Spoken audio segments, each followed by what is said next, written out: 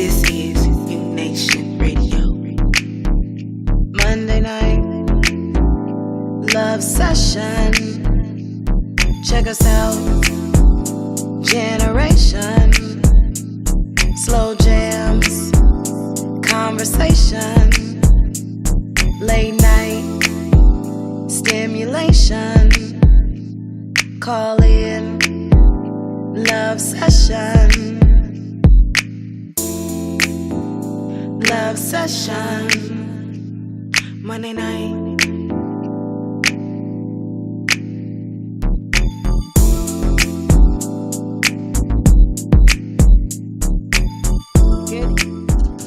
Oh, there it is. Good evening, good evening, good evening.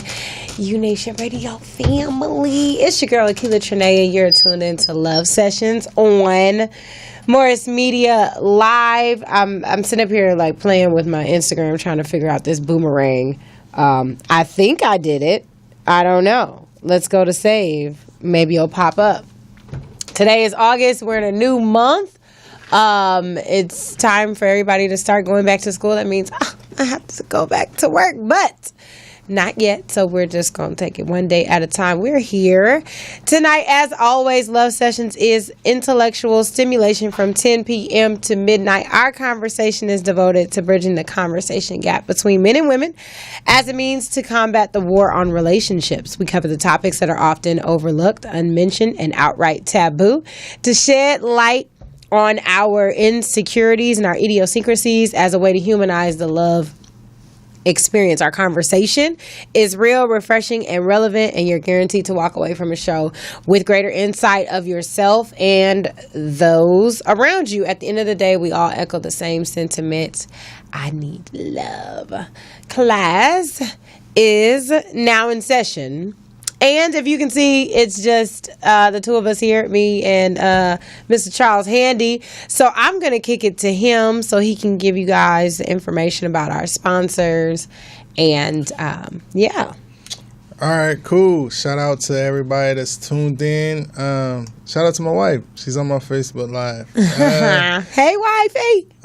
Yeah, so I'm going to read it from my phone because my computer is not updating. So I was just turn this down or something. But all right, so check it out. So we have, obviously you gotta shout out, stay hydrated. We're gonna shout out Aqua Hydrate, you know what I'm saying? Let me get some of that. Yeah, it's mostly let me get some of this Aqua Hydrate action. Definitely shout out to them, providing us while we on this, while we providing the love in the love sessions, we got to stay hydrated. So shout out. And then we want to shout out Revisionist Publishing. Sorry, my phone went out. All right, Revision Publishing. And as you can see the logo beyond. All right, you can see the book Beyond the Hurt a novel by Akila Trinea. So shout out to them. And so you want to make sure if you want to get in. Sorry, my mic is tripping. All right, so if you want to check out Revision Publishing, they want to check out Beyond the Hurt. So I heard it was a really great story that I need to read one of these days. You do. And, you absolutely. I'm still waiting for the Netflix series. It's coming, but they always pick it up years later, so you can't wait that long. The book is usually better than the exactly. But show. If I have any part of it, which I will, then both will be equally great. Okay. Yeah, but I don't know. I think it's usually because, to not go too far into it, but you can always internalize and say what somebody's feeling. Right. The actor and actress, they gotta say, "Oh, I was so sad, and this is because my dad died or something." But you gotta evoke that emotion compared exactly. to you could just read it on a page. You know what I mean? So true. It's a part of it. And then so shout out to Dear Yuzuri in Swahili means beauty in Swahili language, and shout out to Dear Yuzuri. She it's a movement that encourages women to properly heal from internalized pain and practice healthy communication. So if you want to reach out to them, if that's something that you're interested in, you can reach them on IG. Go to Dear Yuzuri. Yuzuri is spelled Uzuri, and you can follow them on Facebook. And you can go to you can go to Dear Uzuri on Facebook, and you can also follow Tangi on her personal Instagram at LUVE yourself. That's love yourself. And I'm gonna kick it back to my left. To me, that's me, Tequila. everybody. I do want to just shout out for Tangi. She has another event coming up. It is going to be in September, I believe. It's not part 2, but the second installment of the first event, the monogamy event that she had. This one is going to be about the porn, prostitution. It's about the sex industry. The title of this one is Assume the Position. Okay. And so she's going to talk about that. She's got like a constant theme going here. Right. Some interest, and again, you know what I mean? Talking about stuff that, here, let me turn it to me. Talking about things that people don't necessarily talk about. You know, like having conversations about things that people are dealing with and having that conversation. So whether or not, I think she also was talking about strip clubs and all of that. So that whole gamut, like if it's cool, you know, for couples to go to a strip club together, is it cool for your mate to watch porn and, you know, all of that. She want to talk about it all. She want to talk about it. She wants to get deep down into it. No pun intended. Yeah. All right. So, you can join our conversation today by calling in. The number is 323-293-3375. Again, 323-293-3375. So just so you know and you have an idea of what we're talking about today. Today we are talking about a bunch of different things, but it's kind of like an out of the box type thing. I like to call it like, can we talk? There have been like various posts that have gone online that a lot of people get good conversation about. Like a lot of people are like posting and having a conversation about it. So, Bless you. thank you. That was pretty dramatic. Right? Well, all my sneezes are dramatic, but you know that, right? Okay. Well, now you know. If you don't know, now you know. Bless me. Thank you. If any of you guys bless me out there, I appreciate it.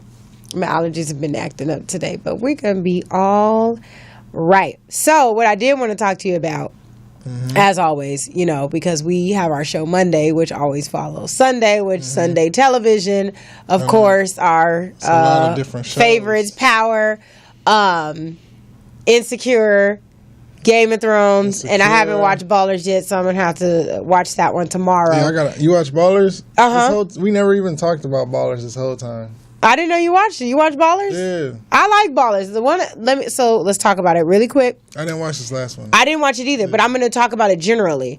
So, Ballers, for those of you who don't know, it's a series that comes on HBO. It comes on Sunday. I can't tell you the time. Maybe 10 p.m., I think. I don't know. Something like that. I stream it. It stars Dwayne Johnson, The Rock.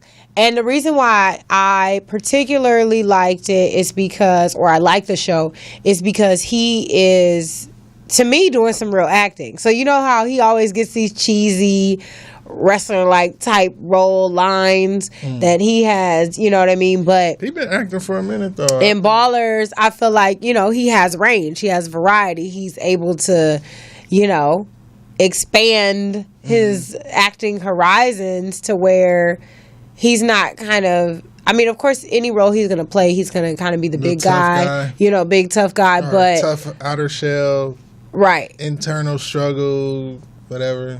right. Yeah. And so, anyway, the show is about, he is a financial advisor, and he's a retired football player who's basically trying to build his own business with this other guy, his partner, and going through the struggles of, you know, the sports industry. Yeah. And I guess this season is actually kind of really about the Raiders moving to Vegas. Right. I was like low key, like, you know, like, okay. They said it's going to play out a lot more too. So more conversations. It's a great debate. about the Raiders because What are you saying? It's not solidified yet? No, what I mean by that is, as far as when I see people about the Raiders moving to LA, some people are like, "Oh, this is amazing. Vegas. It's gonna be all right." Yeah, Raiders, Oakland Raiders moving to Vegas. A lot of people are like for instance, I was at a celebrity football, athlete's first cancer is Matt Barnes. Event he had yesterday in Burbank, and he just was saying that it was like it was the people that were there. For instance, Aaron Gordon, he's like, "Oh, Raiders moving to Vegas, it's gonna be lit. Like, it's Vegas, it's Raiders. You know what I'm saying? So it's cool." Other people are like Jeff Garcia. I interviewed him. He's like, "Oh, Raiders moving to Vegas. Those guys are gonna have problems. They're going to have a lot of temptations around them." Oh, so, okay. Well, and so, I don't know. It's like, City. Yeah. But then even like people that are from Oakland, for instance, Too Short, oh, that's going to be the best team. Like, it's going to take over Dallas as far as America's team because the popularity is going to go shoot through the roof. I don't know. I'm just like, damn. I'm still hurt. In a sense, but I'm still trying to find positives out of it. You know what I'm saying? So I'm just listening to different people's perspective, basically. So, and then to see ballers kind of address it, and then it'd be a TV show because obviously they're gonna show what the flip side of the things that the whole ballers thing is all the stuff we don't see. You know what I'm saying? Right, exactly. And that's the thing that I appreciate. A Vegas team is definitely gonna be it's gonna be some stuff. It's gonna be some guys that get lost in the casinos. You know what I'm saying? And hopefully it doesn't like bring down the franchise. You know what I'm saying? Well, the last thing I want to say about ballers is that I was blanking on his name. Denzel Washington's son. I didn't want to call him Denzel's son. Because I can't think of his real name right now. Mr. Young Washington. All right. Because, he's a Washington. But his son, I didn't realize it was his son at first. Like, I'm watching season 1 because my sister put me on game. So I'm watching the show, and then she's like, "Oh, that's Denzel Washington's son." And I was like, "Really?" And then I was like, "Oh, he looks like his mom." And then when I was watching season 2, when he was doing the interview, when he was talking about his father and the relationship that they didn't have, he kind of went in and it got real serious, and he sounded just like Denzel Washington. It blew my mind. I was like, "Oh my God." So he looked like his mom and sounded just like his daddy. So that was John David Washington. John David Washington. He plays Ricky Jarrett on Ballers. Okay. Right. I didn't want to call him by the Ricky name, but yeah. So my allergies are acting up here. I'm about to have to blow my nose or something because we're about to have a situation. So Insecure. Yes, Insecure. Did you watch it? I watched it. I watched it too. Yeah, it's a lot going on in that show.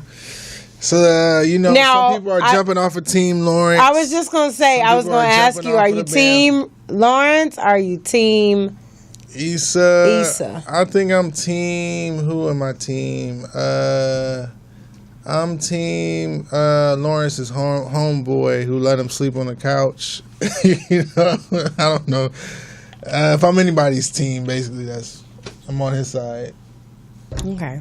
Well, do you want Lawrence to be with Tasha, or do you want Lawrence to be with Issa? I would say, Lawrence needs to continue just doing him. He kind of, I think Issa's doing her. They both doing each other. I think literally. Yeah, literally and figuratively. But I think, to me, and this is the whole thing, we're about to break into this convo. So everybody, just so y'all know, spoiler alert for the last episode. If you don't want to know anything, if you're that type of person, run away from the screen. Just kind of just tune out for like 2 seconds or 10 seconds, whatever.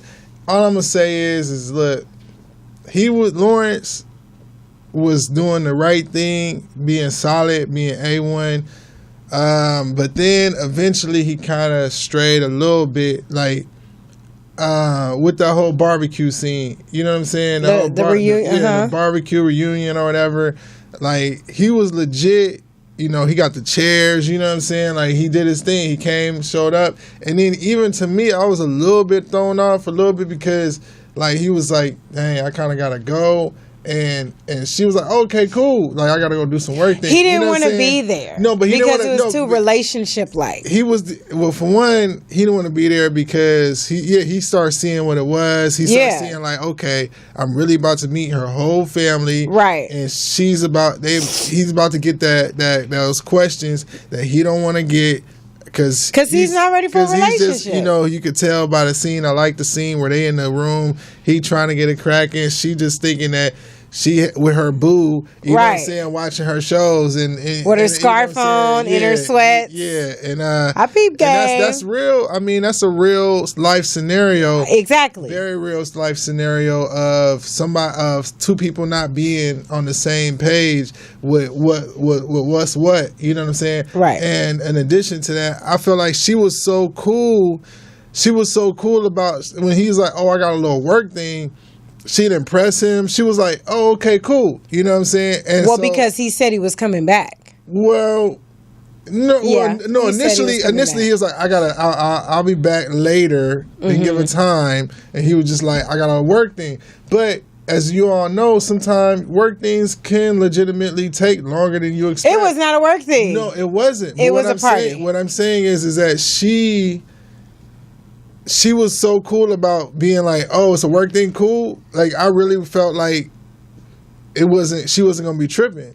She didn't really start tripping until he said he was coming back. He's like, "I got a work thing. I'm gonna go there and I'm gonna be back, right back." Yeah. He made it seem like he was about to just go there for like an hour, come back. We all knew when he left he was not coming back. But I'm saying she didn't know that. She didn't really start tripping really until he dipped. And then he was on the phone, and then he was like, "Well, I end up after the work thing getting drinks and all that." No, well, she texted him like, "Where are you at?" He's like, "Oh, it's still on. I'm gonna be there on my way in a minute." Like, he was leading her on to believe that. Yeah. So he wanted to be there. See, he ghosted her. Right? He did. Now that's a ghosting. He ghosted physically from the place, but he still was. He ghosted texting. her. He was still communicating though.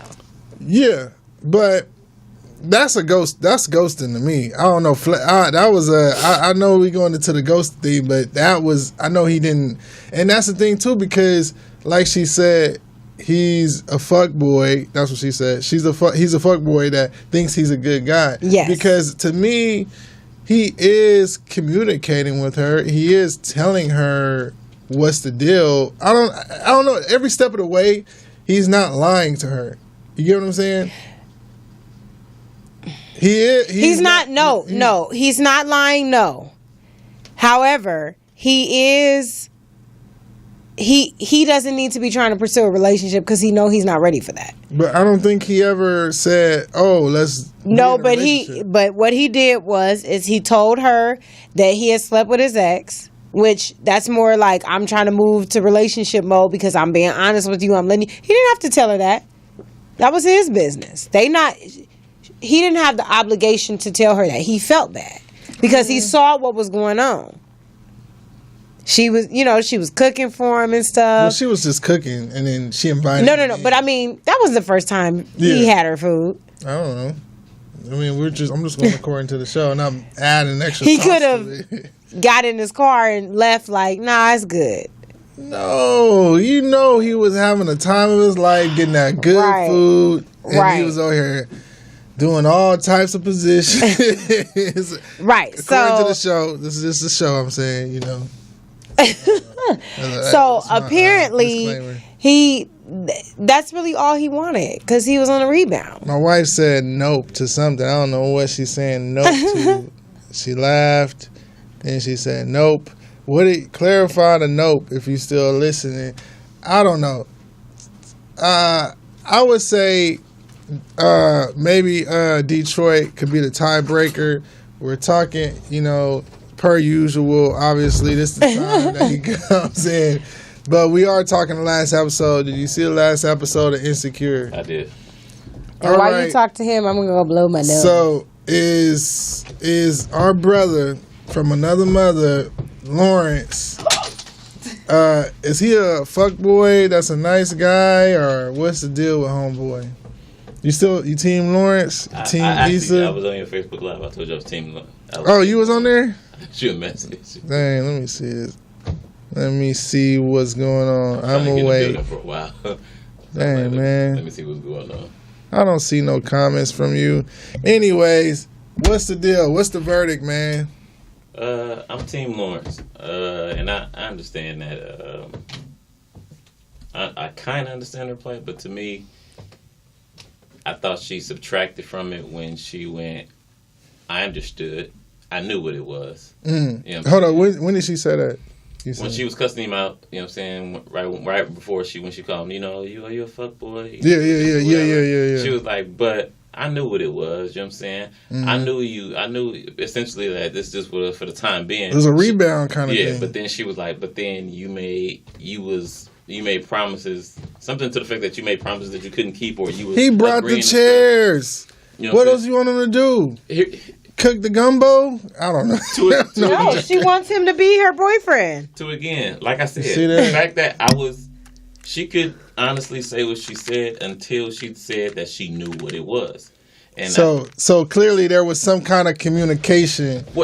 clearly she read the situation. Because mind you, she met him. She knew what was going on. She knew what she took him from. You know what I'm saying? So she already knew that he was coming out of something. So when he said that he wasn't looking for a relationship, it was no surprise to her, which is why she followed it up with saying, I know, because I know what it was. She was like, but you made it seem like you like it was otherwise.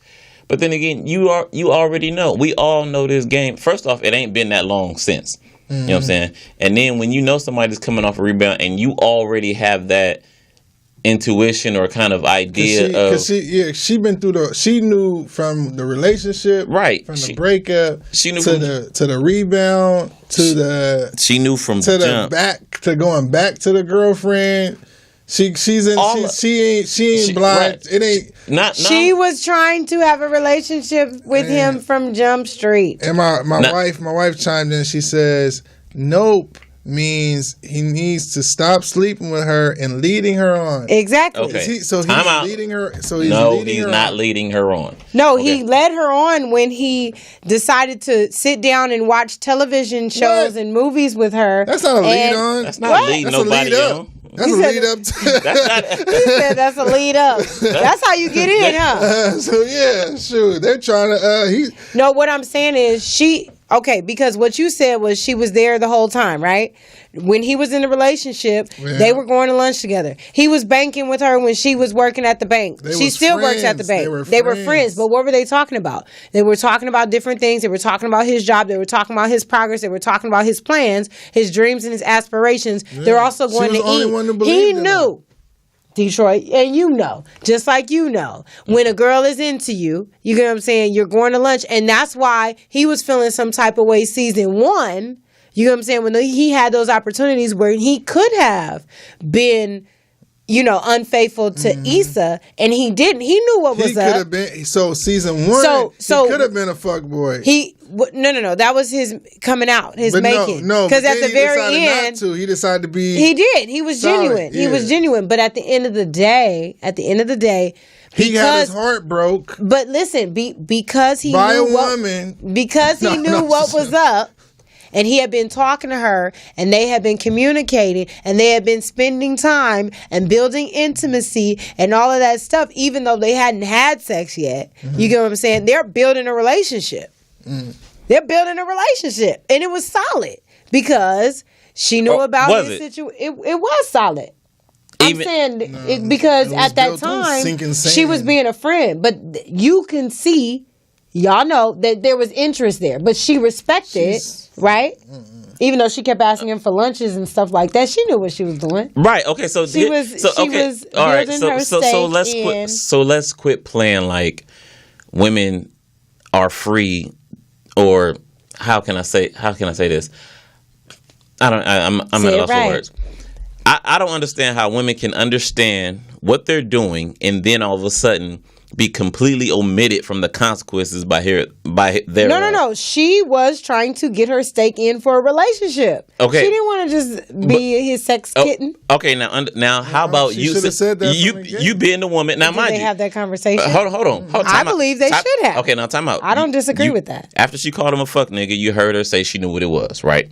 Uh-huh. All right, now with that, since you're the only woman on the set, how about you describe to me what a rebound is? For a woman or No, for a man, or just in general, the general idea of what a rebound. So you're in a relationship, you get hurt, and you're just looking for some comfort. All right, in any capacity, that could be conversation. Yeah. It could be a rebound friend. It could be physical. Absolutely. Now, with her saying that she knew what it was, not to mention having to virtually pry him away from her, how is she somehow the innocent party here? All of a sudden. No, I didn't say that she was innocent. So how can she have a plight? How can she have a valid plight in calling him a fuck nigga? So you don't think she was validated for what she said? You don't believe that that's true? What I took from that and believed, and let me look at y'all who are right here. What I took from that and received and was like, okay, was that he was trying to be something he wasn't. Just like the conversation he had with his friend. His friend is like, look, dude, like, you're not even playing the game right. You know what I mean? Like, you're not even doing it right. Get this 2-bedroom apartment, one where you can sleep in, another one for your emotions. You're being too emotional in this situation. If you trying to just smash, then just smash and leave it at that. But That's what he was because, trying to do. but that's not the type of guy he is. You get what I'm saying? Right. Well, so it's so right. So he is it brought that the so is chairs. it that he's a fuck nigga trying to be good, or is he a good nigga trying to be a fuck nigga? You know what I'm saying? Well, brought it the doesn't chairs- matter he brought which the way you chairs. put it. Bringing No, the chairs but- was him but being it a does. good guy. Him bringing the chairs was him being a good guy. Yeah, Him, because that's him not he staying. is a good guy. I'm not knocking him. And that's my point. You Him end up not staying was regressing over to the means of who you are. So he's not a fuck nigga trying to be a good boy. He's not intentionally dirty, posing to be something that he's not. Well, actually, he is. He's actually a good dude, and he was trying to be in a fuck situation, but it just wasn't him. So those situations kept rearing this ugly head because while he could have just fucked over him and like, but that's not who he is. But she knew that. I think we're diverting attention from the real problem, which is Issa in the first place, who started this whole set of events. She can't even hold right. You know, and she's doing. Because that's not her. You know, Issa's kind of getting her groove on, trying to find her groove, you know, but I think she's doing too much. You know what I'm saying? Like, what is she doing? She's trying to figure it out. She's navigating Literally. through consequences. Like, I don't have a problem with Issa, really what Issa's doing, because she effed up. Lawrence ain't back. What is she supposed to do? Stand by the wayside and do nothing? I don't You know what I'm know, saying? but I feel like a baby is gonna come. Storyline is gonna come this season, and we ain't gonna know who the daddy is. Really, I don't. And to again, I don't know if they to know again, who but the baby but I don't know, but I don't see no condoms. I'm being unwrapped. Right. That much. And on Power, I must say, I was like, what is happening? We need to do a better job of Spoiler alert. of talking about using protection. both Tashas is wilding. You know what I'm Yeah. saying? You know, period. So You know what I'm that's saying? all I'm gonna say. I don't understand what she doing with this And lawyer. on Game of Thrones, they don't use condoms either. She gonna get him Oh killed. yeah, no condoms. Well, that's back in the day before vanilla deals probably existed anyway. Yeah, but Right. Issa- Not true. Issa, if she trying to smash homie from the fifth floor, she might want to wrap it up. You know what I'm saying? But she suck at it too. You know what I'm saying? She finally looked down at the charger like, oh, well, he kneut what it was. Like, he knew he had a charger. Of the course, whole he time. knew he had a charger. I know he knew, but I'm saying You could always use the extra charger.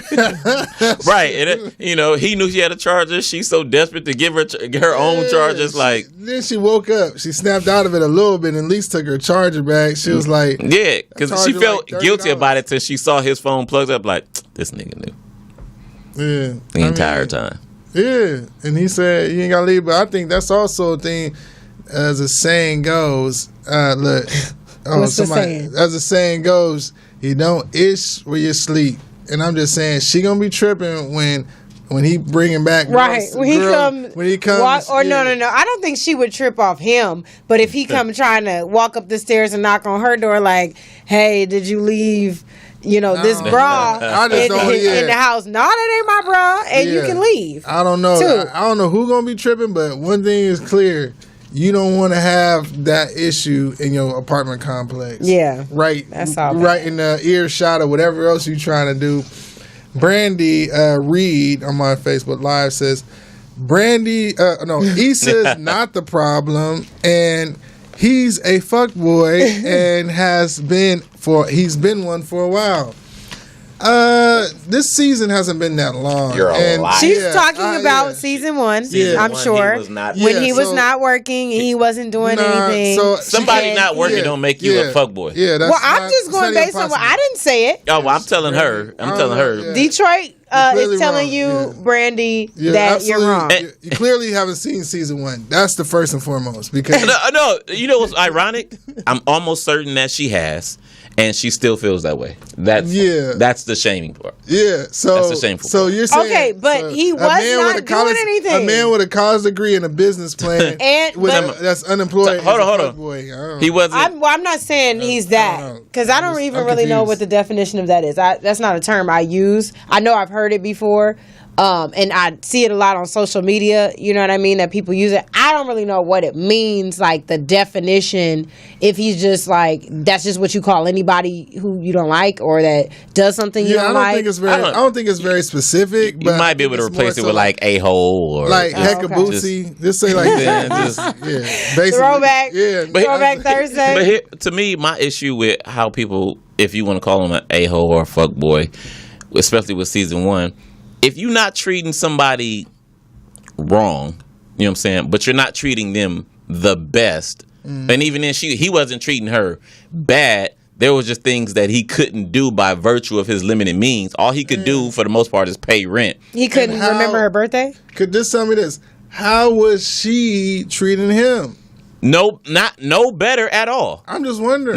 First off, and it's funny that you say he's a fuckboy and he was the one that got cheated on. You know what I'm saying? Now, granted, They like to ignore that part. Yeah. I don't even know if they seen. Did you watch the episode? Maybe they missed the episode. I yeah. don't Now, know. granted, Are you asking Brandy that? I don't know because it just seems like everybody that's Team Issa just throws that whole thing out the window. No, Issa was wrong. She was dead wrong. But And she was wilding into- let she her go. was- she Let was her keep wilding going. into- oh, go ahead. She was wrong. I said she was dead wrong. I don't think she had a butt coming in. Right? That was it. Yeah, I don't think she had a butt. He wanna was hear that. checking. No, yeah, because it's there for the Issa supporters. You be like, she was there. Oh, she was wrong. But you know what I'm saying? I'll be like, all right, what's the but? Everybody got this whole butt thing. Well, and the funny thing, from what I understand, everybody's butt, comes from the missing the birthday, and they talk about, Yeah. his lack of means of what he Missing the birthday couldn't do, that bad? and she Well, had she was supported. right. But here's my issue. First off, What's your issue? men constantly support in situations like that, right? So let's say, then women What in what 2000? in relationships, In the year 2000? period, they've always done it. So Okay, but do you know what's been going on in recently, like in the? and men are still supporting. There are a lot of areas in which women predominantly support, Okay, and they add to. that's all I want you to No, acknowledge. no. because I agree. It's But- times have changed. Okay, no, but here's my problem. Okay. With the times that are changing. Women have You wanted. always got a problem. Yes, women have advocated and want these equal rights now to work. Now that they And work, then they complain about and it. they complain about it. And I would love for women to stop acting like things are on equal ground when they're not. And like men are stupid. Men recognize. Okay, when, men are stupid. Men recognize when things are but men recognize when things are paid for Most. play. That's first and foremost. You know what I'm saying? Men recognize when things are paid for play. So in a situation with Lawrence, he begins to grasp that, you know what? A lot of our issues have to do with what I can't do monetarily or physically for us, where we can't go out because at the moment my plans haven't taken off. Well, as a man, that reduces you down to, well, she doesn't really love me like I thought she did, because so now when you come to this crossroads of, do I try this new thing or not? Well, I might as well, because everything, Issa loves me based on what I can do for her. Essentially, if I could secure her, if I had a job and we could go and do all these things that were fruitful and fun or blase or whatever, then things would be a lot different. But the fact that I can't, although I am paying rent, you know what I'm saying, and I can contribute in other ways, or we can do things and just be together like we normally were, or how we always been. Now that he did step his game up, I think after she complained or whatever at the birthday or whatever. Right, there was some communication there. He knew he effed up, and then when he got a better job, things improved. He wanted to buy the couch. He wanted to go out and do that when he could, but when he couldn't, he was down. Right, and so I need women to recognize that men see that, and that's where people fail. A lot of times, I've been in this situation, and I've also heard this around other people where I've dated a girl, and I think we all recognize that if your heart's broken the first time, right, the person that comes behind that has to work extra hard, double than what the person did prior to, because now you're looking for certain things. Right. You know what I'm saying? And so I can remember having conversations with women. It's like, well, dang, why didn't I get that particular treatment? Like I used to be so into video games, I would go to work, get paid, buy a video game, and give my check to whoever I was dating at the time, and I didn't really care. You know what I'm saying? So whenever I got paid, it was football, video games, and she could have my check. Don't bother me on Sunday. Go shop. Right? Breaks my heart. You were born like that? It didn't matter what it was. I had tunnel vision. I've always been about football. Just about young days, I've always been about football. So if it had nothing to do with football, I only worked to keep a roof over my head. I didn't care about anything extra. It was football. So, and sorry, I just wanted to say this. Sydney, the one we talked to before for the online dating, I just read his post. He posted it 15 hours ago, but he said, Insecure is definitely my favorite show right now. Lawrence ghosted Tasha, not knowing he missed out on the best ribs, mac and cheese, and potato salad of all time. Damn. That's funny. Yeah, that barbecue actually lit. And can I just bring this into my real life? Shout out to my wife. Excuse me. It was that water went down the wrong pipe. Drink some Aqua Hydrate. Yeah. So get high, really. Don't die. It stops the choking. It does. So yeah, I had an incident when I went to a family barbecue for my wife's family, and it was early in our dating, and it was overwhelming. And when you go to somebody's family barbecue in that scene, and it's actually they call it Big Nick, and for a minute I was like, dang, I had to really regroup. It's overwhelming. Yeah, it's really overwhelming. And, not many people probably had that experience, but I definitely understood exactly the point that they were trying to convey. He over here helping the grandma out of the thing, you know what I'm saying, out of the van.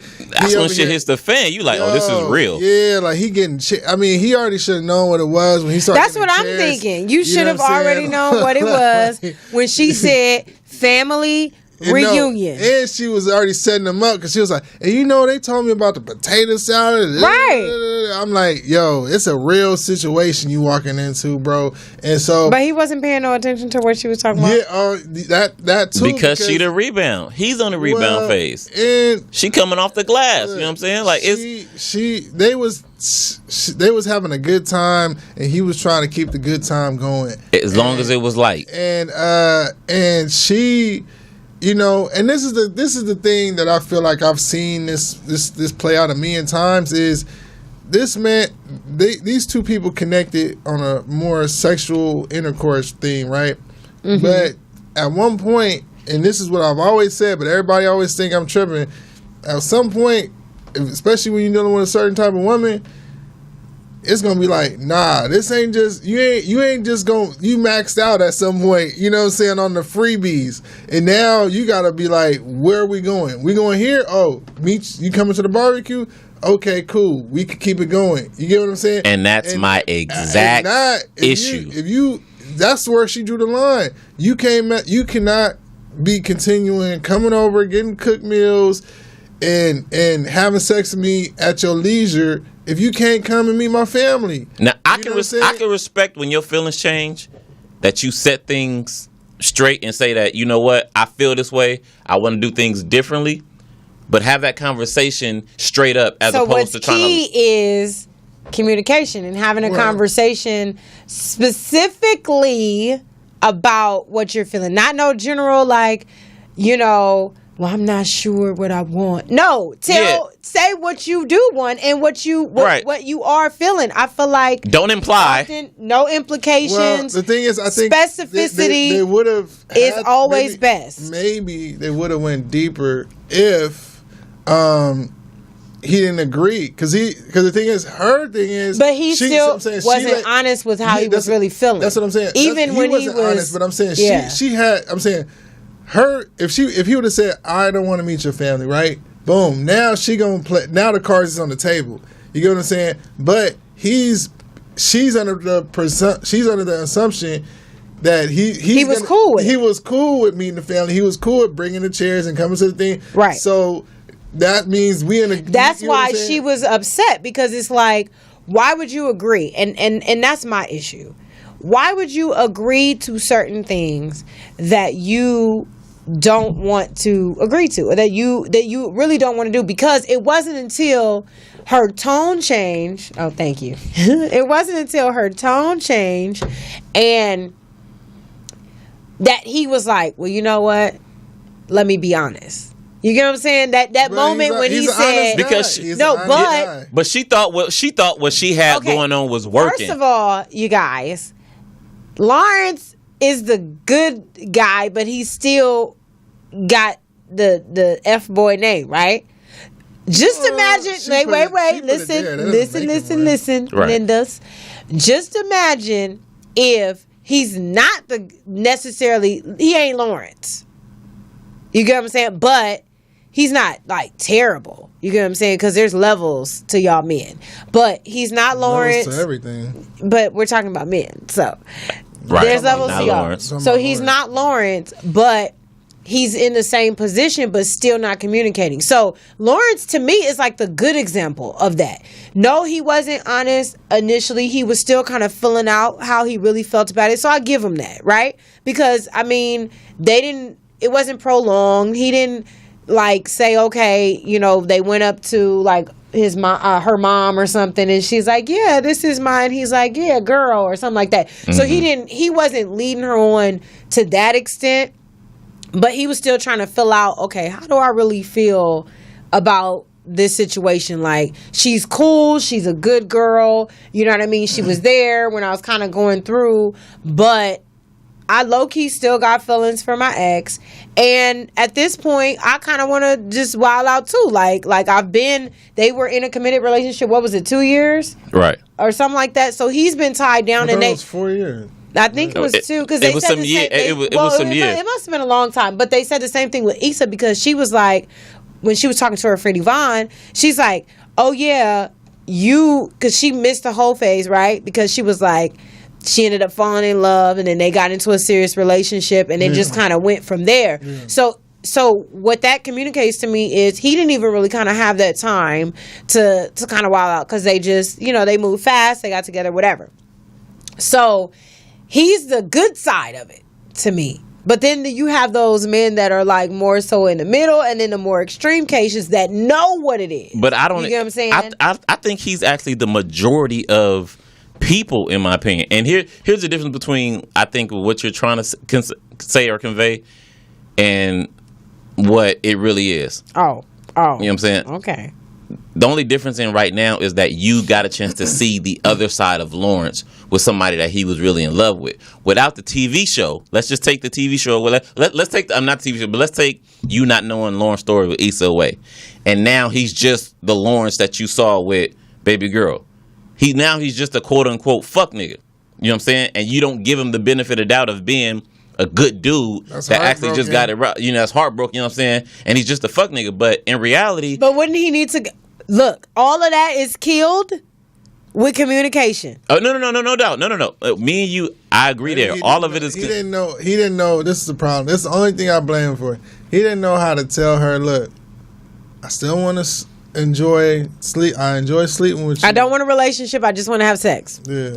And I don't have a problem with that. That we know that communication is the key. He should have told her that. Right? And that all that is true. Here's what I'm saying. Here's how women aren't omitted, because Lawrence was wrong for not manning up and saying, this is what I want. This is just what I want. What he could have just said was, I'm gonna have to work and not tell her the whole thing. Like, yo, I end up having to work way later. He's like, yeah, we end up having drinks, and I just didn't want to drink and drive, and I'm just like, I don't know. I just started getting like to the whole. But this is what happens when people.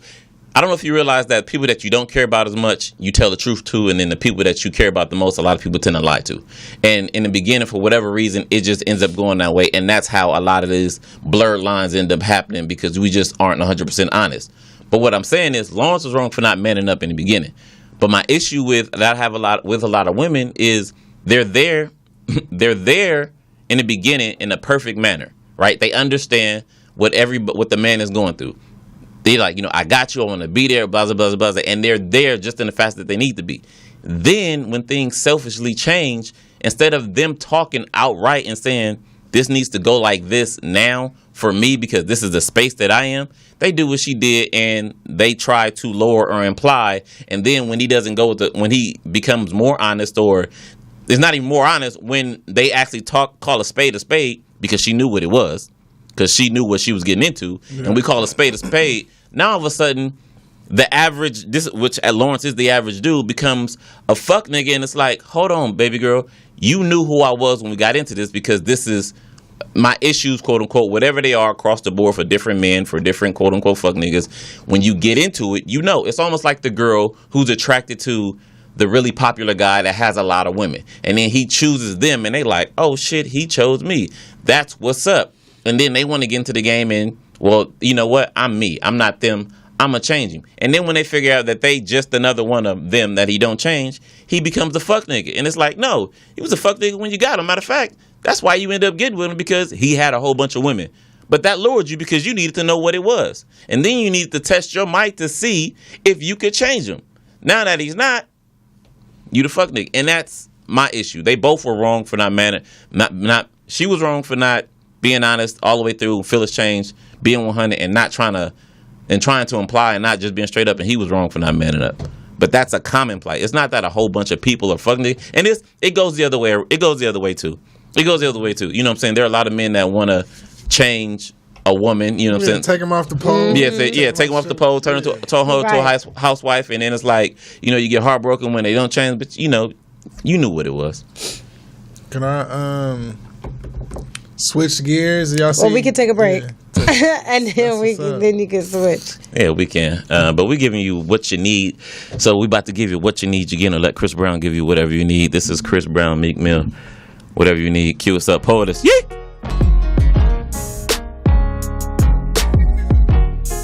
That's my I think this kind of goes with what you said when we were going to the break. But somebody posted, which can kind of get us into another conversation. In all their years of life, I'm still waiting for someone to explain to me how and why females are content with being side chicks and dudes are more comfortable keeping it 100 with the side chick and lying to the girlfriend, fiance, wife. Does anyone have an answer? Easy. Again, you love one more than the other. Which one? You love the wife or the husband more. You know what I'm saying? That actually hurts.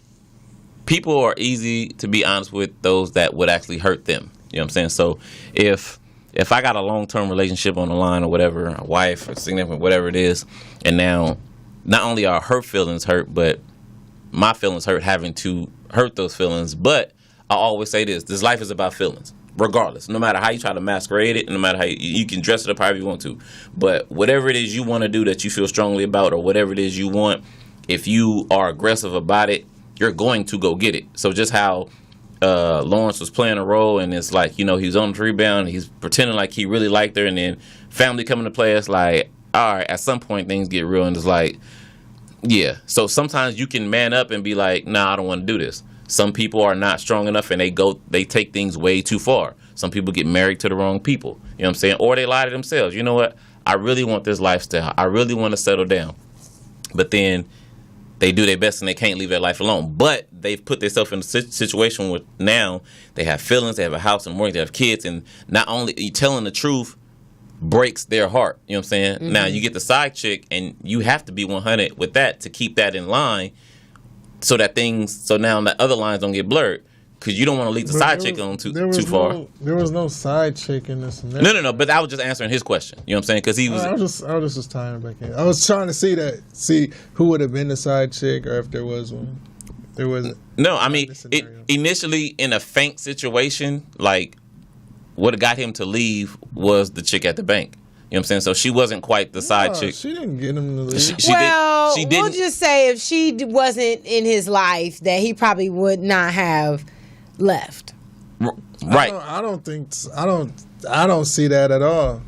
But I do. You know what I'm saying? I think he was no. I mean, yes, that's what you call in business low hanging fruit. You know what I'm saying?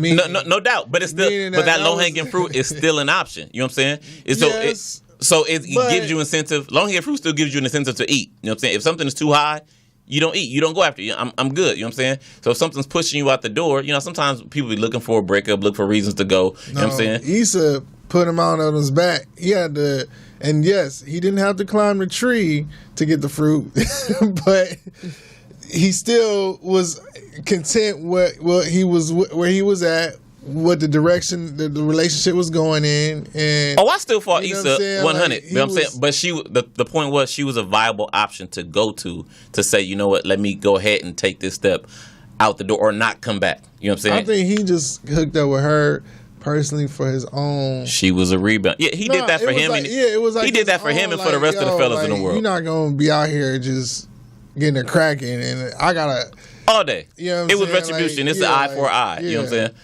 Well, okay, so spoiler alert if you haven't seen Power, but another post.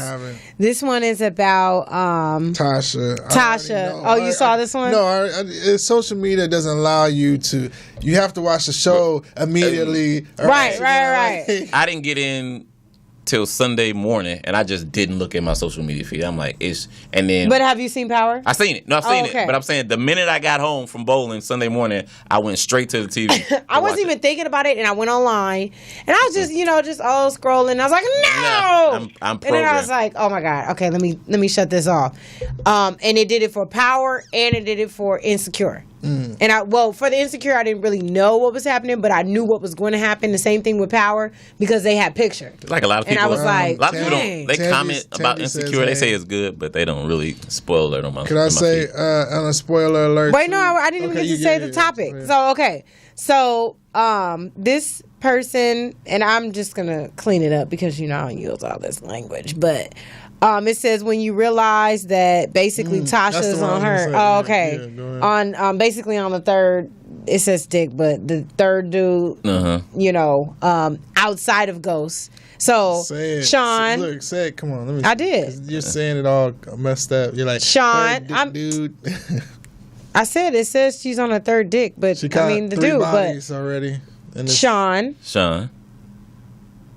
Who was the second one? I don't know. Yeah, I don't know either. They said when you realize that Tasha's on her third. I thought it was like on her way to 3, but because right now I just know them 2. Now she had 3 encounters with Sean, but maybe they're including Ghost. Ghost as one. I don't know. That's a weird. Well, anyway, but then it says anyway, you read it. You already said it, but yeah, when you realize. But okay, here's my thing. We need to call in right now. Has Tasha slept with 3 guys in the Power series? Has she cheated 3 times? I don't think. Well, we know for sure 2. So let's just deal with that. Ghost, aka Mr. St. Patrick, James St. Patrick, he put his entire situation, everything, in jeopardy for Angela. So Angela, just like on The Wood, is worth like 100 dudes. Why? Have you seen The Wood?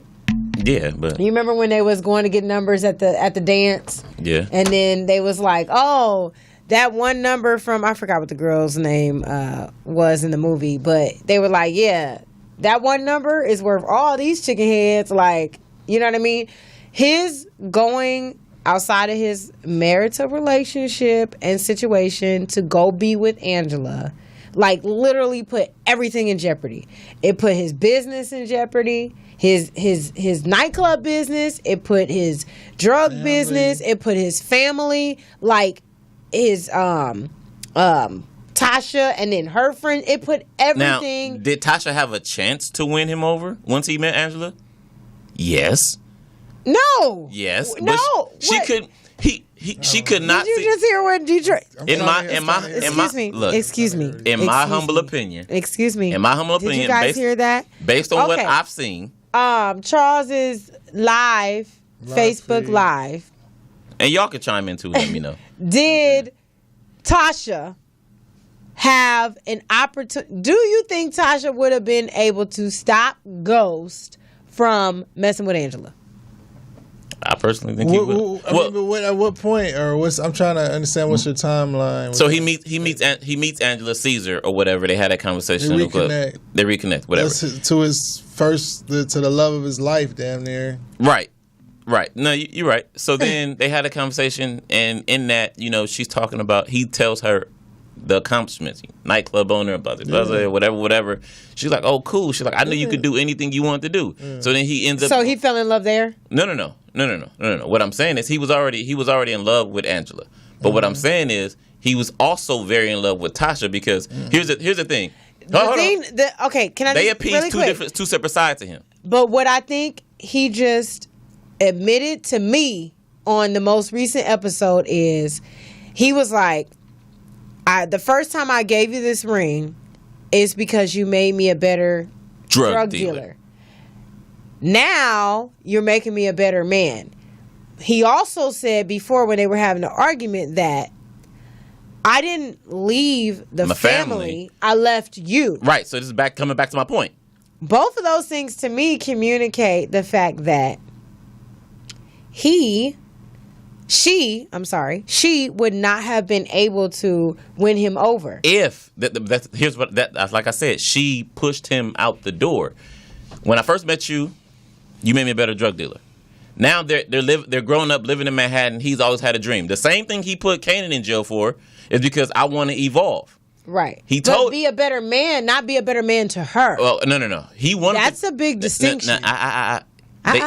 They are one and the same. He came back and told her after meeting Angela, and she said, he's like, what do you think of it? He said, I think you'd be the best goddamn drug dealer in the world. And he said, but what if I don't want to, I see this as an out. And she's like, why would you want to change that? You know what I'm saying? Were you good at being a drug dealer? He's like, I'm good at being a nightclub owner. But she's always known that he's wanted to get out of the drug business. Because he said that. He said it right there. Tasha, I don't know any long-living drug dealers. They either dead or in jail. And I don't want to be that. And she was like, Ghost, you're not going to get caught. So that's when she loses him because he wants to be a better man. But he wants to evolve as a man as well because when he was young, he had to deal drugs. Tell me where she could have kept him. If that's how she felt. At that point, if she had to evolve with Ghost, just how if Kanan. So at the point when he wanted to get out of the game, you're saying if she just took the club business more seriously and helped him get out the game because she helped him run the game, but she really didn't want anything. She really didn't want anything to do with the club business except for the fact that she's his wife. She's good with numbers, so she's doing a legitimate side. But for her, it's just keeping up really appearances. She's really about the drug dealer life. She's as bad as Tommy is. She didn't want to get out. Right. So, like I said, they appeal to two different sides of him. Angela appeals to Jamie. Appeals to the side that he thought he could have his life, the life that he created. He wanted that life, but at one point he wanted that life, but legitimate.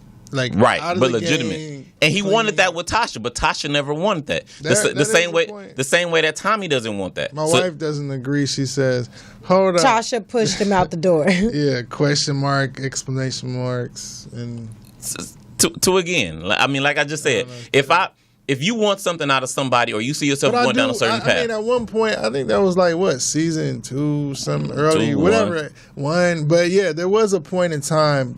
Granted, there was a point in time where he did want this life, and this life that of a civilian life, and he communicated that. And his wife did not want that for her. You know what I'm saying? However, he knew after he found out that Miss Angela Valdez was working for the other side of clearly what he does. You get what I'm saying? He's He was still trying to- knowing the risk. Because what appeals to him the most, to any person out here, Okay, the- appealing, that's fine. But all I'm talking about is that the fact that he already had something. See, here's the problem. he already had what? A family, a wife, a situation. Okay, and he, like he said, he didn't leave the family. He's leaving her. Right. Tasha, you don't But want me as the man. No, he didn't leave her, though. He was trying to do it like behind No, beyond the hurt. he was he was going to divorce her legally. You know what I'm saying? The papers and everything he was going to divorce her legally because you don't want me as the man. You want me, the drug dealer, and You that's want Ghost. Yeah, Right, Ghost. and that's too dangerous. I want to be a regular man. I want to live a regular life and just be happy. You don't want that. So if that was any of us, you know what I'm saying? If somebody wanted to turn you into something that you are just not, or you don't want to, but he was that. okay, but he is that. He's not just that. You know what I'm saying? And No, but he was that. So Yeah, it's he like was. they built everything on that. right. So you tell. So you're telling me that she has to turn around immediately. Is this immediately? No, It I'm couldn't- saying no. But she has to turn around immediately and now jump on his new dream when they've built all them years doing everything that way. So she's already stuck in that because that's what she wants. But here's where you're wrong, Kimosabi. I'm not wrong. Okay, because I didn't make it. Okay, but the storyline says that it's not abrupt. One, because they're no longer at the wash and fold and they're no longer on the corner. Two, they have a viable nightclub that can cover not the lifestyle which they live, but can keep the lights on. Granted, the drug dealer money is a lot more lucrative, but he has other avenues. Okay, but he's still intertwined in it. You can't just get out like that. Like, all right, I'm out. Right, now. but it's not like he out there asking her to do licks to get the money or whatever. No. He's doing all that. No, she chilling. Now here's 3. She helped him. What was 1 and 2? I just want to. She helped him put Kanan in jail. Right. And the only reason why he put Kanan in jail is because he wanted to get off the corner and have He didn't want to kill him. Right, but the thing was he needed to take over the drug business so he can get off the corner. You know what I'm saying? So he could run it now his way to fund the nightclub business. Mm-hmm. She knew that because she was the one that helped set him up. So if she's known all this time, he say, hey, you know what? I need to either kill Kanan and put him in jail because I don't want to do this forever. You know what I'm saying? I need the wash and fold business to clean the money. I need the truth to help clean the money because the truth is my ultimate dream. Because if Angela knew about the dream, the irony and truth. If Angela knew about the dream when he was young, then surely Tasha knew, and she was the one walking through it with the wash and fold all the way up to him getting truth. Then that means he had already known. She had already known because she helped put Kanan in jail. She was a part of that collusion. So are you trying to say that Tasha's wrong? I'm saying Tasha played a part. Jamie's wrong too. I'm saying, but Tasha plays a big and integral part, and that's what anybody. This goes back to the question that he had, or whatever we're talking about. Why side chicks people even exist? Because who we want to be comes out. You know? So who becomes the side chick in that situation? She got side dudes. Yeah, she got bodies. You know what I'm saying? And she gonna continue to have bodies. You know what I'm saying? Because now, if what the reporter said is true, and now Tasha's falling out of love with him, then there's nothing that he can do because now it's gonna fall back on sister. Well, now you know what? Angela wasn't for me because she doesn't appeal to the side of me that maybe I can't get away from me. So maybe Tasha knows me better than I know myself. You know what I'm saying? Maybe we do have to live this double life, but I can live it less. But I can't go back to her, but I effed up everything with her. But now that I realize that you are for me, now it may be too late because now you on to bigger and better things. And now she's doing she's being the exact same person that Ghost was. You know what I'm saying? In saying, because Ghost is tripping with Ghost is tripping off of Ghost was tripping off of dang, like if we had been together forever, we'd have been cool. And now she's sleeping with the lawyer saying, what if I never met you? You know what I'm saying? What if I never met Ghost? What if I met you first? You know what I'm saying? So now they're running parallels along with each other, doing the same thing. And so it's just a matter of time. It is just a matter of time.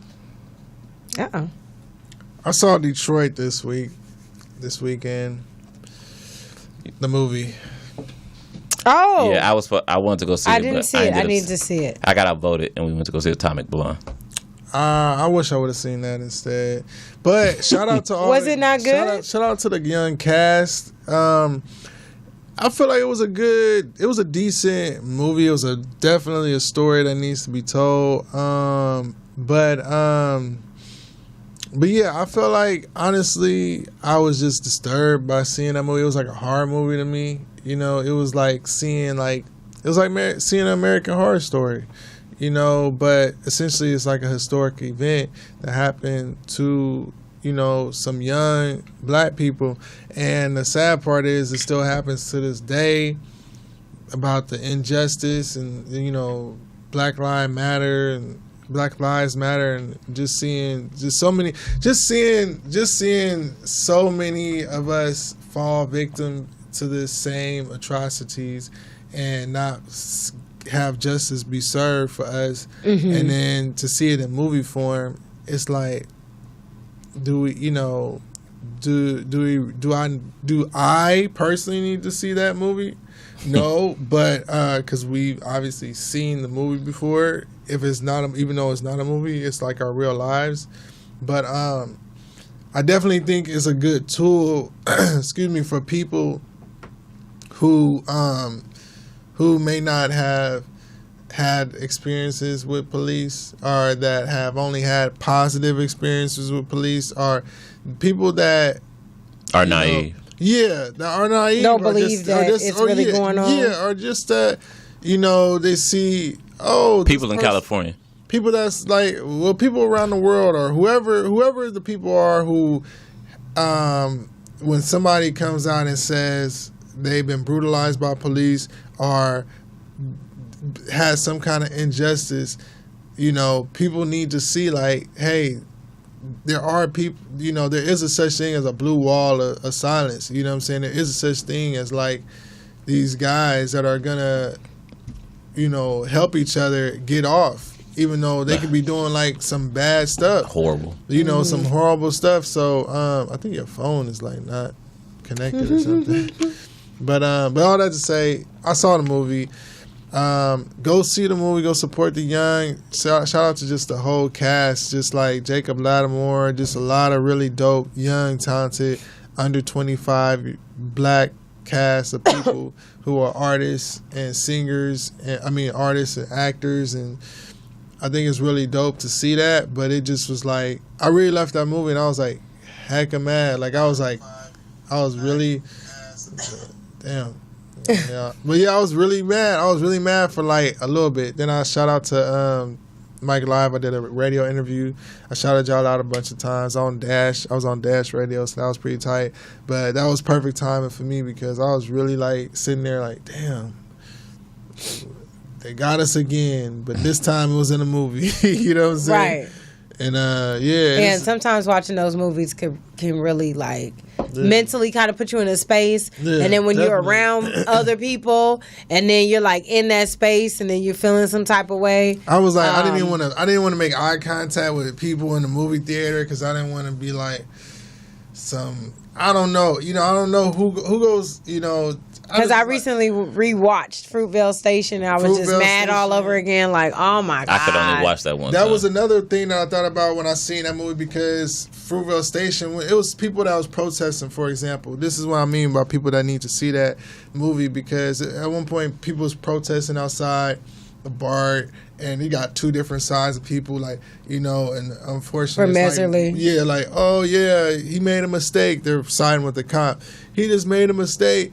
And like, how do you make a mistake? The guy's cuffed. The guy one, and it just rings out to me because the dude's like, oh well, he was being arrested. He's like, oh, he didn't do nothing wrong, but he was being arrested. Now I will say this really quick. So in me watching it again, one of the things that I did, like being able to, knowing everything that's going on, already knowing the story, already seeing the movie, and watching it again, I realized that the cop that shot him wasn't, to me, the aggressor cop who initiated the whole situation. And so the cop that came in to assist, which was Messerly, he was timid the whole time. Like kind of looking like, fidgety, I don't even really want to be in this situation. I don't really know what's going on. And that is BART police. Right, and that's no justification. You know what I mean? Because that still goes back to the idea of, why are you afraid of this young teenage boy who's unarmed? You get what I'm saying? handcuffs. And that is the issue versus, you know what I mean? You could just genuinely, okay, this could be a dangerous situation. I'm on the job. Yeah. You know what I mean? I'm afraid, but I'm trained for this. You know what I mean? This is what I've decided that I wanted to do. I wanted to be able to protect people. I want to Yeah. protect the person who's in the cuffs. I want to protect myself. I want to Yeah. protect the patrons that your are on the BART train. responsibilities, You get what yeah. I'm saying? But you could tell. So I can believe. I mean, I literally like watching it again just on an alternative perspective. I can believe that he mistakenly went for the gun instead of the taser or whatever the case may be. At the end of the day, was he the only I don't know, cop that's that was the charged in the most idiotic situation? thing. That's gotta be Because the most dumbest the thing. situation wouldn't even got to there. You get what I'm saying? Mesley ended up walking into like a bad situation because it shouldn't even have got to that point. That the other cop was being aggressive, using excessive force. He had a knee, you know, or hand, whatever, on his neck. Like he's handcuffed. He's handcuffed. You know, a he's gun from a down. taser. Yeah, Well, yeah, I don't mean, know, what I'm like, saying come is, on. It's not the as- same grip. It's not the I'm same about to say the grip ain't the weight. same. Now look. The trigger's different. Yeah. I'm not going into all the taking technical. the All whole- I'm you saying taking is, them- One is going out from of safety. Yeah, one has is a a safety. holster. all I'm saying is I can understand his fear in the situation. Is he justified? Absolutely I not. can't understand the fear of a person that's on their back, handcuffed, and you're No, afraid of He them. shouldn't be afraid. He shouldn't. But the reality is that they are. You get what I'm saying? That's what I'm saying is that's the problem. But to me, I think it's almost like the Kaepernick situation where people give too many outs to situations that are fabricated.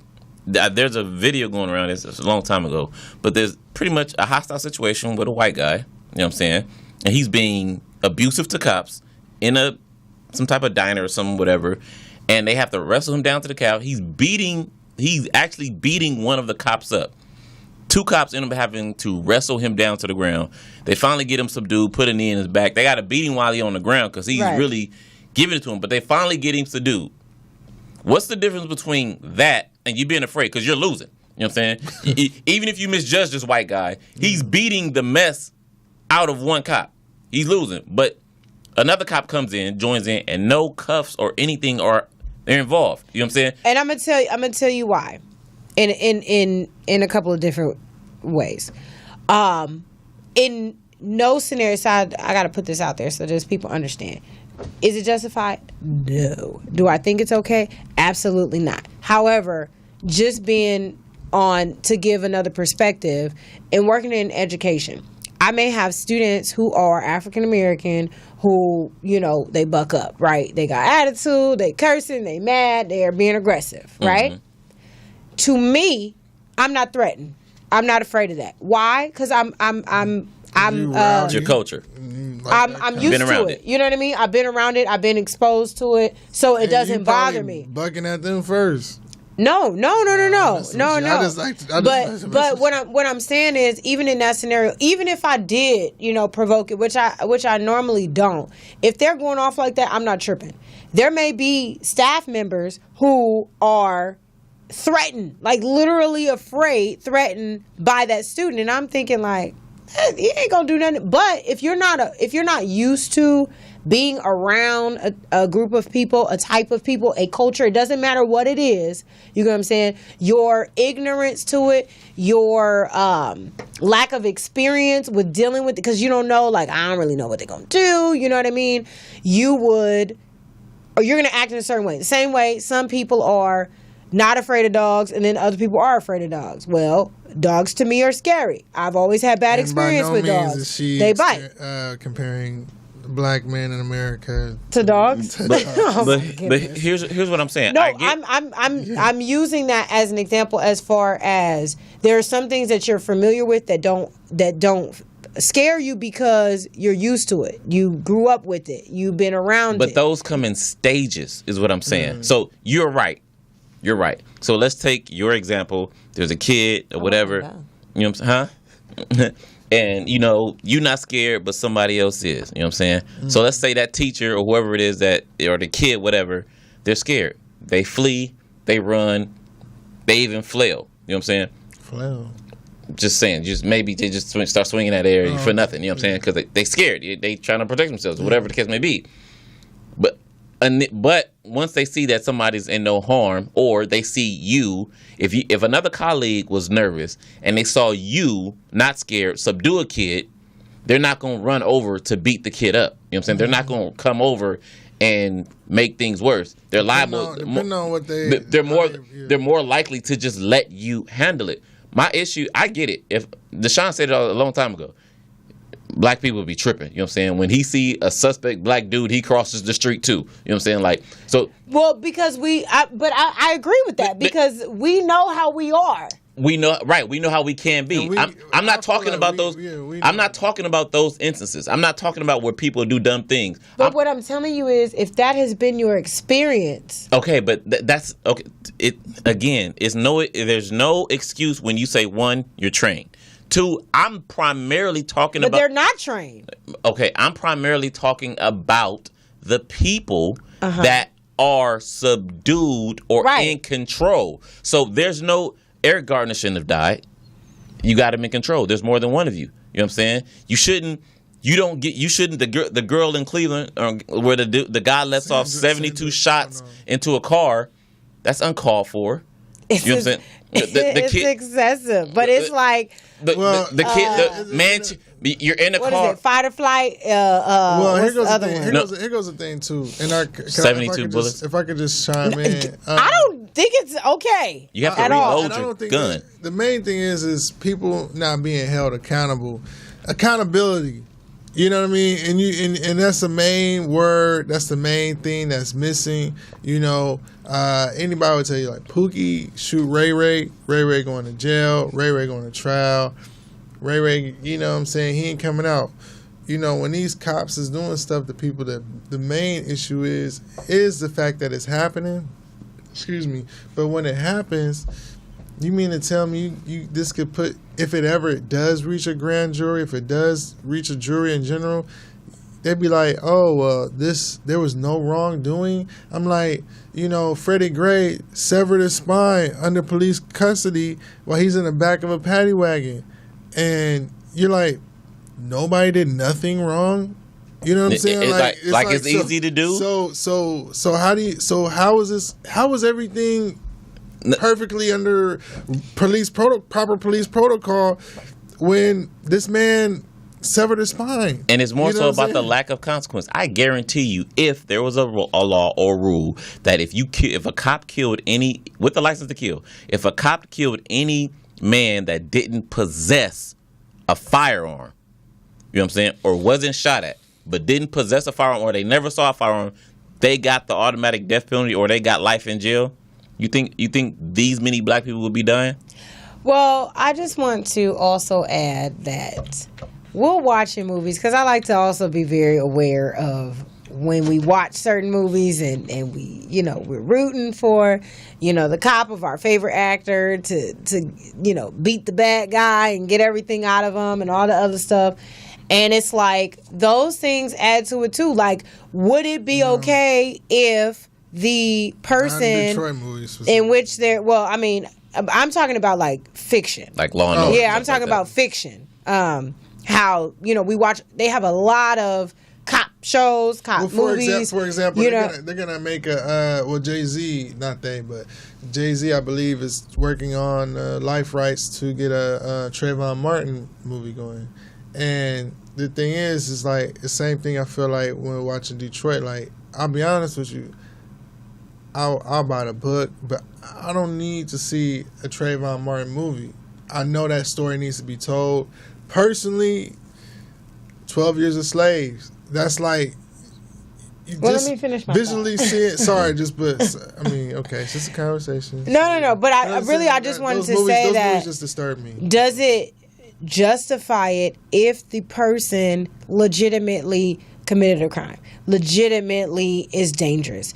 You know what I mean? Legitimately, because it's subjective. Yeah, it is, it's supposed to be dealt with in the court of law. Exactly. But what I'm saying is that right. And so what we've kind of been conditioned to, and this is just as people, as spectators, because the civilians are the ones sitting on the juries who are also helping these decisions then they got be their day in made. court. But what you have is you have the story, you have the storyline, and that's what creates the controversy online with everybody on social media and all this stuff. Like, oh, this person, he was this, or he was that, or he was whatever.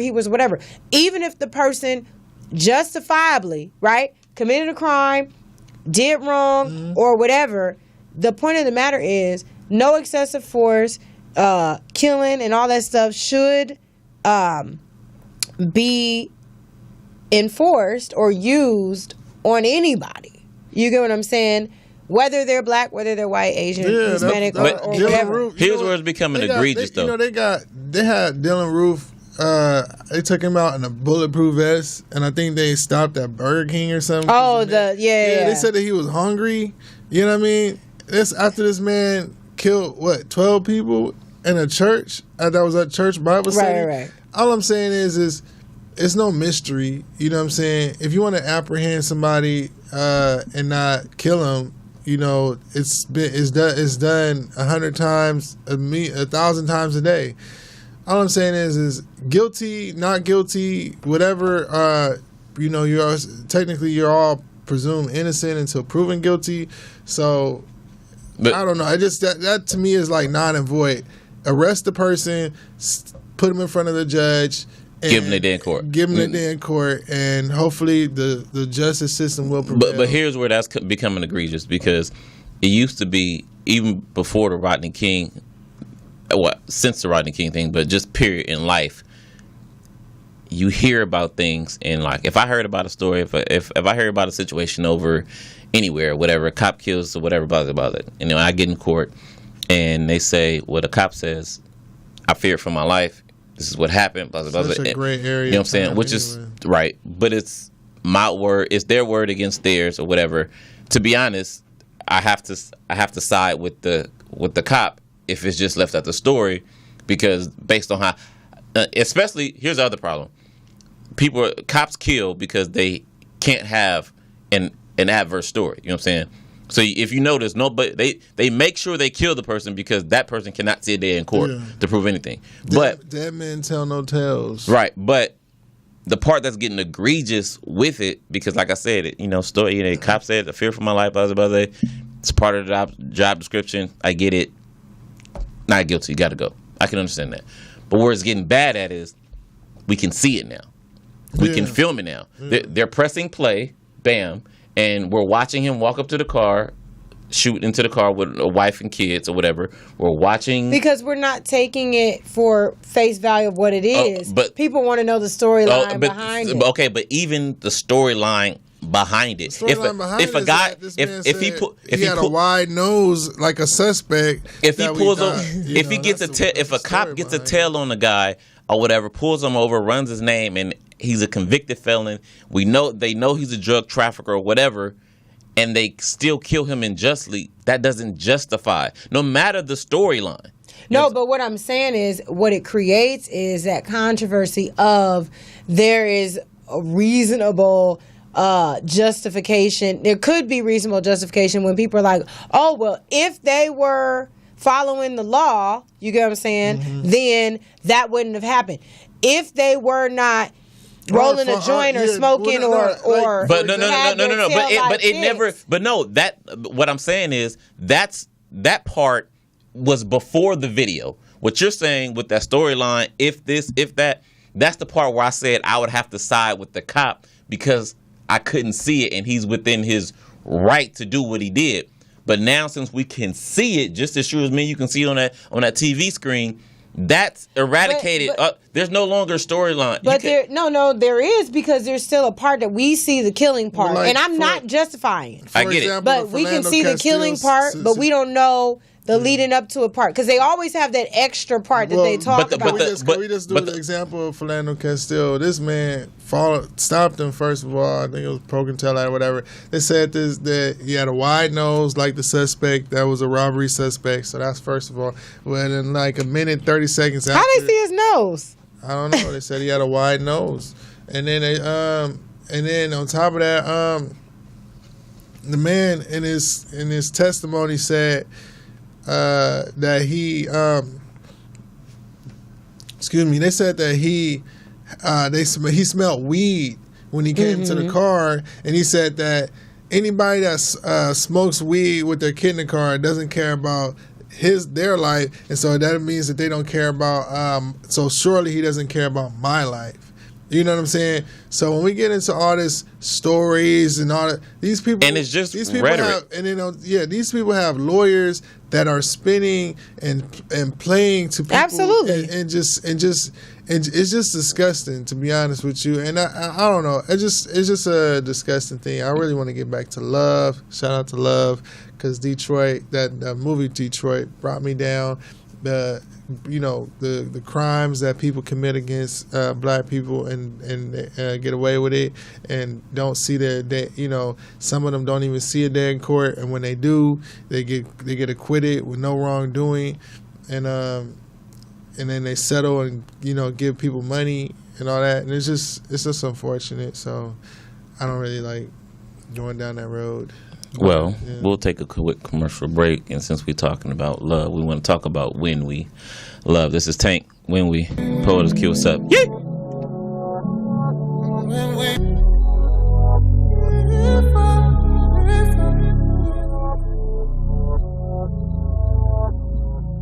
And we are back, and when we are back, and this is Love Sessions. I'm your girl, Akilah Trinae, and tonight we've just been talking about a few different things. We kind of talked about Insecure, we talked about Power, we talked about Detroit. It Detroit, seems the like movie. We got to be clear about that. yeah, we didn't talk about him. Yeah. And so we've been, talking about some And you know who we not talking about? who. Sugarfoot. Oh. Well, Shout out to her. because she's not here. So, Scandalous. No, but that was my shout out to you wherever you are. Shout out. 323-293-3375. Just so that you know, this is the month of August. We have some really good shows coming up this month. So we just want to make sure that we put that plug out there, that you tune in every Monday night from 10 p.m. to midnight. And then if you're interested in maybe suggesting topics or anything like that, you can always follow us on social media. You can email us at unationradio@gmail.com if you want to connect with us or contact us or talk to us for any reason. And you can always follow us on social media, Akilah Trinae, Don Trail Detroit, and Dance Hustle. Yeah, there it is. So I had a question for you guys. And any one of you can go first, but I want to talk about this idea and this concept of happiness. And it's not like it's not necessarily like a specific direct question, but I will kind of explain it, and then you can kind of take it, and go with where you need to go with it. But the idea of wanting to be happy in life, and then the idea that if you can always achieve a sense of happiness, or if it's temporary and it comes and goes, so it's like multi-layered. Like, what would be happiness to you, and do you feel like you are happy? Do you feel that's something that you aspire to be, or is it something that may be a conceptual idea that people kind of shoot for but maybe necessarily don't achieve? Well, I always was taught, I know Detroit is about to say something, his brain, he got that look, about to take us down I was just listening. the yellow brick road. But yeah, no, happiness is the root word. I think it's happen. So it's like what's happening to you. So it's also like circumstantial, so sometimes they say that you really shouldn't be focused on being happy, because essentially it's not like what's happening, it's how you're dealing with what's happening in your circumstances and all that. Actually, that's like a Bruce Lee quote. It's like it's not what happens, it's Say it like Bruce Lee. I don't know how he talks. But Yeah, so it's a situation where I'm joyful. I got inner peace.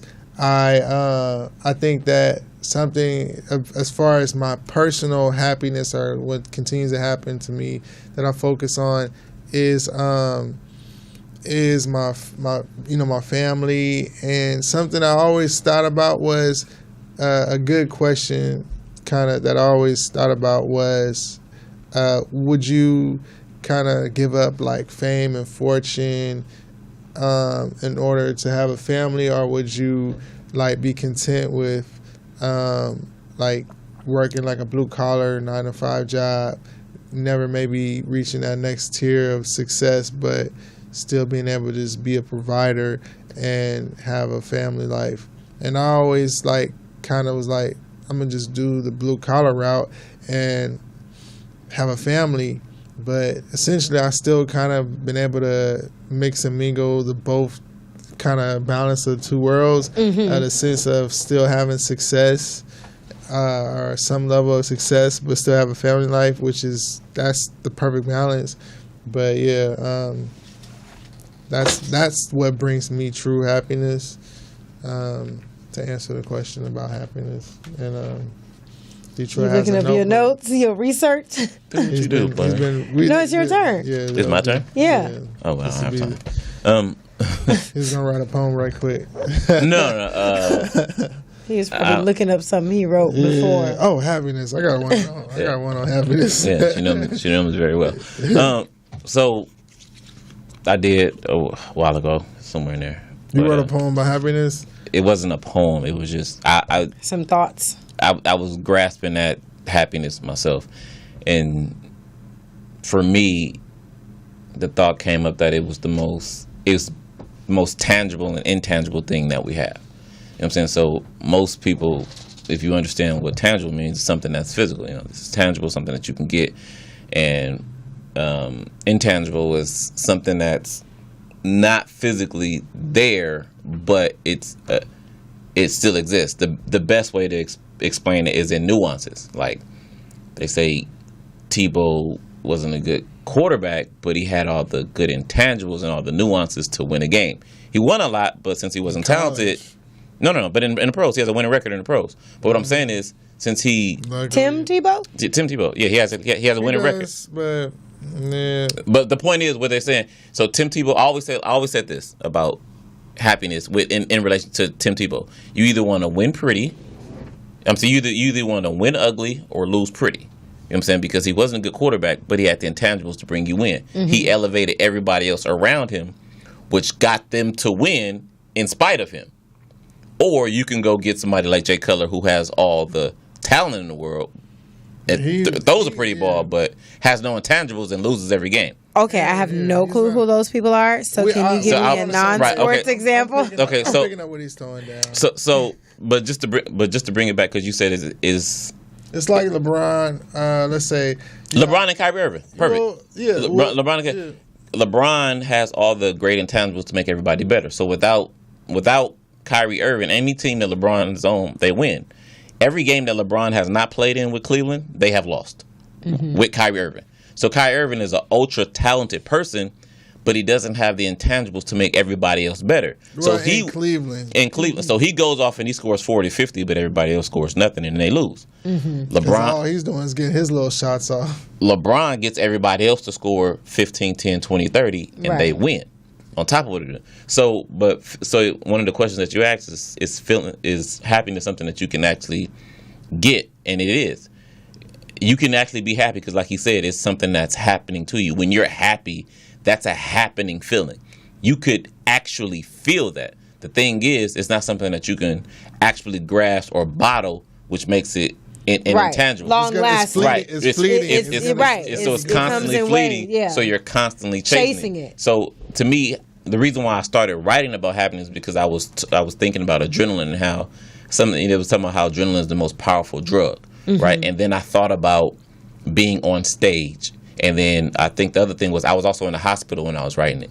So whenever I go into the hospital, I get into these dark areas where I'm worried if I won't ever leave. So I start to write about happiness. And then the one thing I have for happiness is football and then being on stage playing the bass or doing music, right? So in both cases, in one of those cases, football is dangerous. Well, I had to fight to play football for a long time, and I always told my grandma, I want to die on the football field. I would rather die on the football field than in the streets, because at the time I got held up at gunpoint and I ran away from home and just slept on the football field because I thought I was going to die.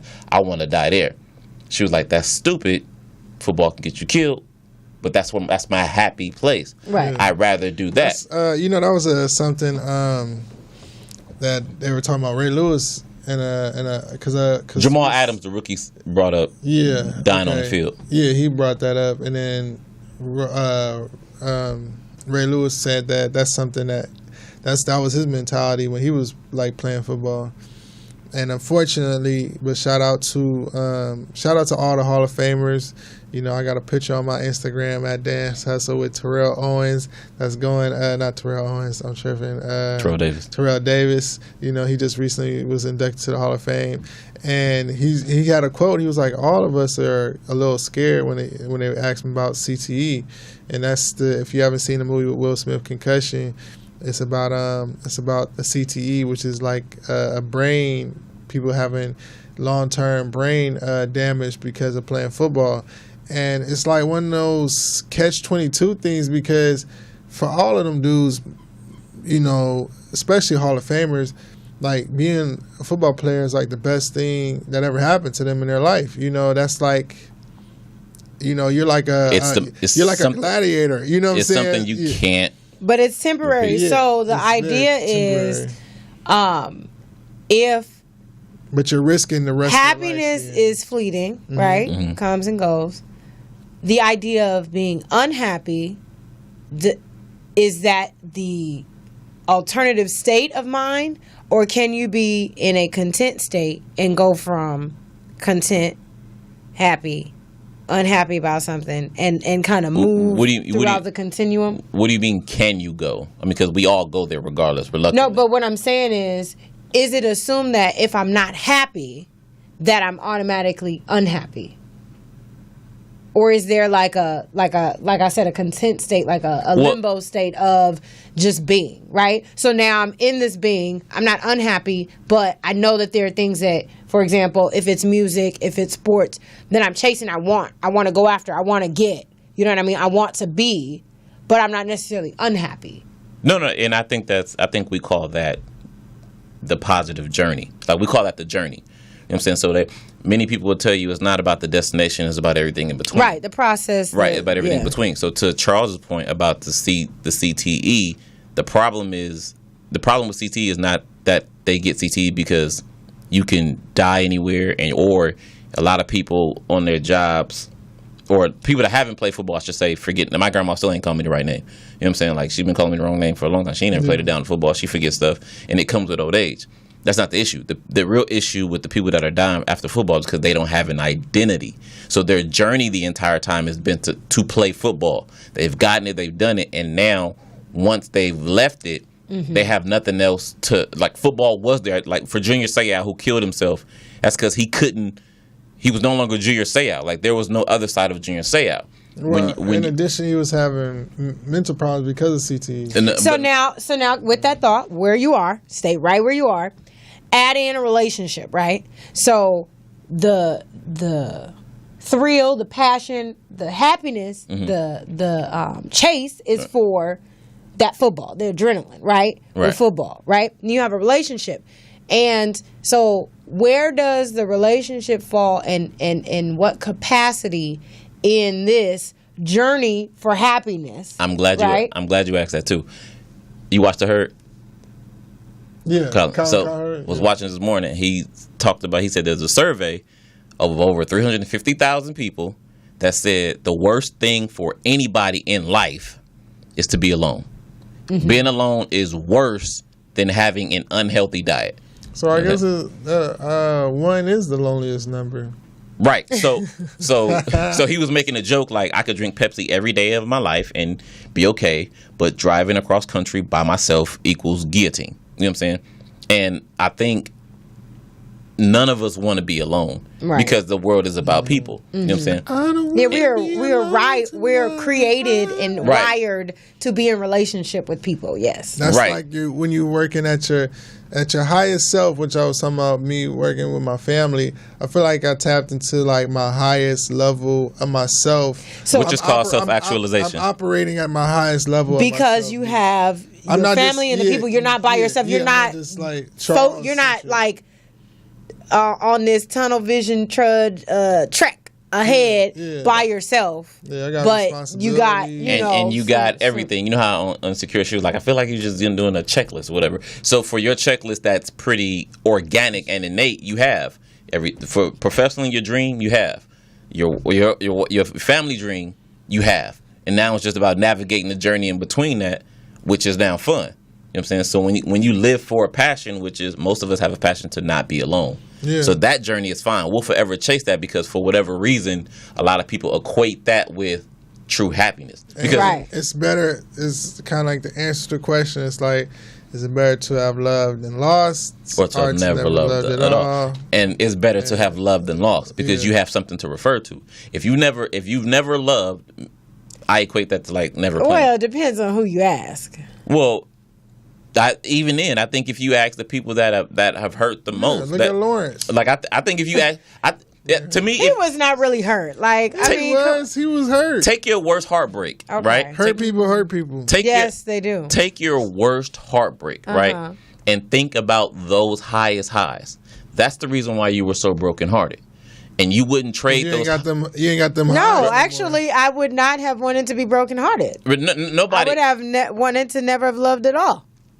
No, but you would have never had that life experience. And It's true, and- but that's what I'm Then saying. you would have just If you been, can erase, you just would have But been to sitting me- there wondering, "Ooh, I wish I had Yeah, a but relationship." you know, but to me, there's another quote. I can do bad all by myself. But look, but also, but- I don't even think that's indicative of the complete truth with you because you're now married. Yeah, You know what I'm you saying? would never So- been married you know if what you I'm never got your heart broke. Right. So right. Probably would have been like, So if you prefer, "Oh, I'm not ready to get married," because the thing is, I'm saying those experiences, you gotta taste certain, bad apples or whatever to know, like, okay, Yeah. this is a. I don't But like. everybody good does situation. it though.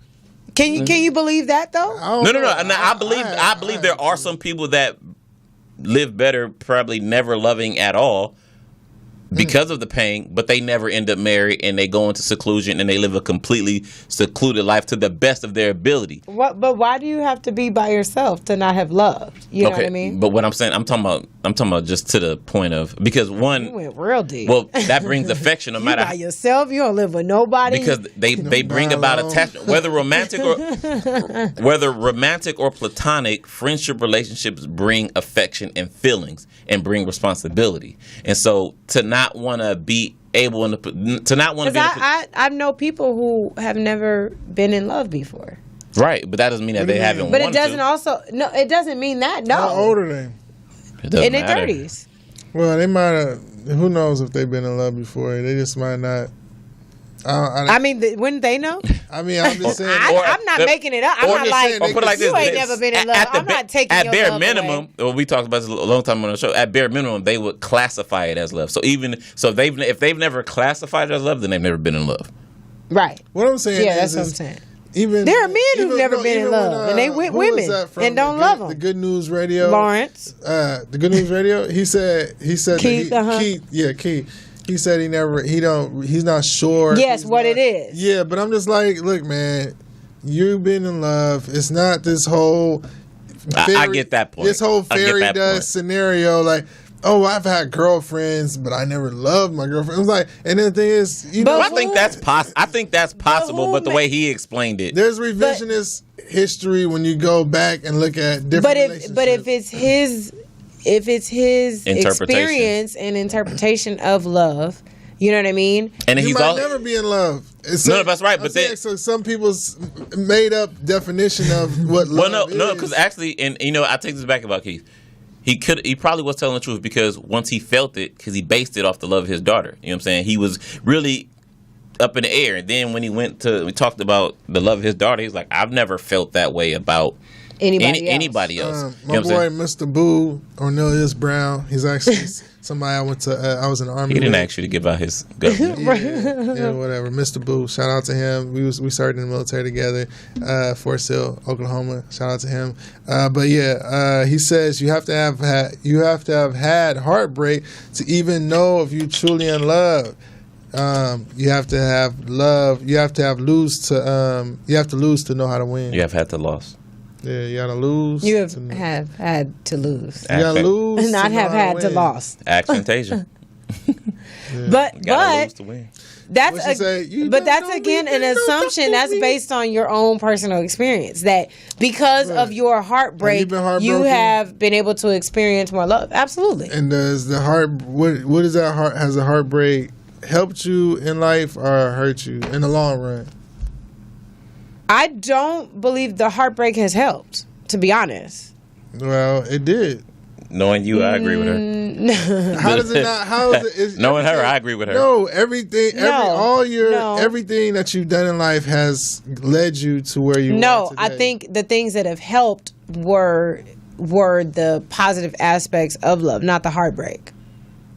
I agree you with that. learn from everything. Now, I agree with No, that because I How think do you not learn from no, a but- heartbreak? You It's learn not- it's not from that you it, don't but it learn, but doesn't- it still doesn't mean reshapes it doesn't help. So I that can doesn't learn, mean that it listen, helps. Let me give you an example. You can learn science in school, but it doesn't mean that it helps you in life. You learned it. You got it. You didn't need it. You didn't need it to apply it to your life. It didn't make or break you. You could have not learned it and still, you get what I'm saying? because you Had the would've- same. No, but effect on I your think life. for a lot of people, when you're a kid and they say don't touch that stove, and then they say you tell them, hey, that's hot, but then when you touch it and they see, okay, this is hot, I ain't gonna touch this no more. It's the same thing. And you would assume that they wouldn't touch it again, Now but a trip lot this. of people Now touch trip it this. again. Yeah, What if and that? then eventually What if that they kid gonna gets? say, look, I'm not touching the stove no more. It's really hot. Same thing with you. You might have went down some alleyway with some, not alleyway, but I'm saying whatever I wasn't journey in no you went on alleyway. with this heartbreak. Uh-huh.